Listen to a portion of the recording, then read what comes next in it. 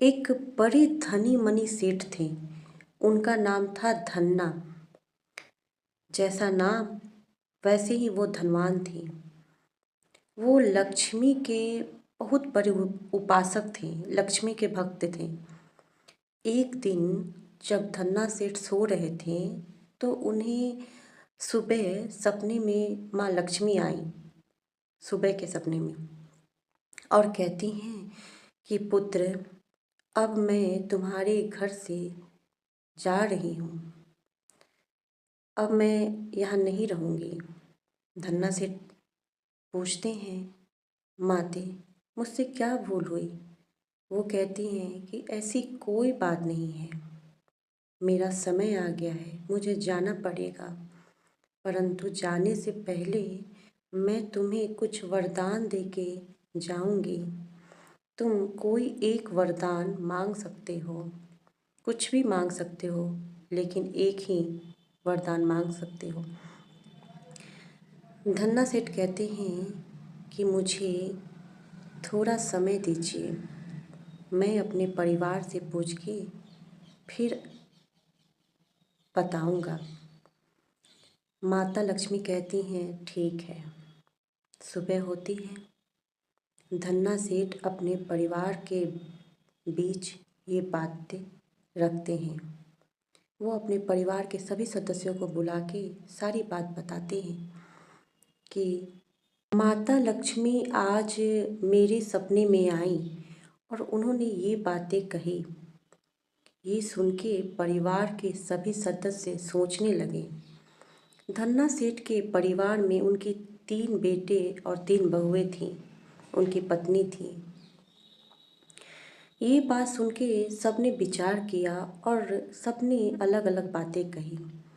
किसी ने कहा, बड़ी बहू ने कहा कि पिताजी, लक्ष्मी माता से क्यों ना हम लोग बहुत सारी ज़मीनें मांग लेते हैं, इससे क्या करेंगे कि जीवन भर खेती करके और अच्छा गुजारा हो जाएगा।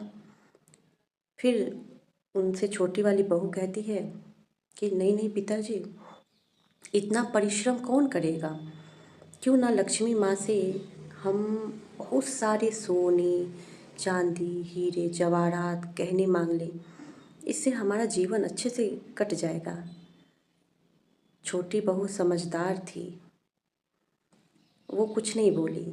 फिर धन्ना सेठ छोटी बहू से पूछते हैं।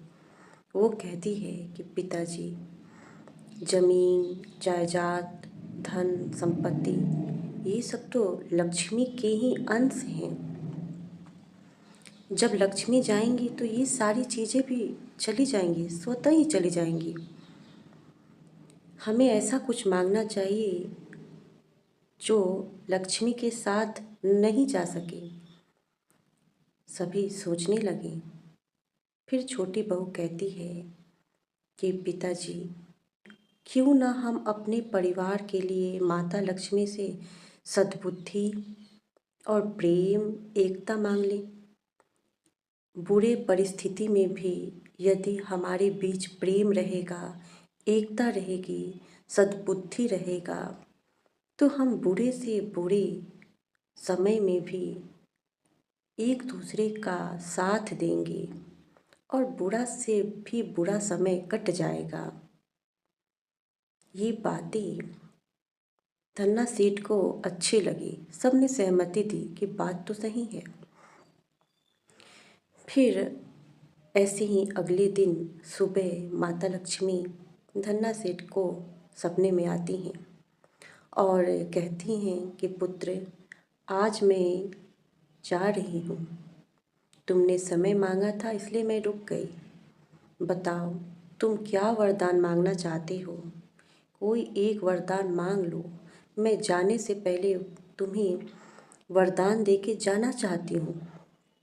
धन्ना सेठ बोले कि हे माते, हमें कुछ नहीं चाहिए, हमें तो बस हमारे परिवार में एकता, सद्बुद्धि और प्रेम चाहिए।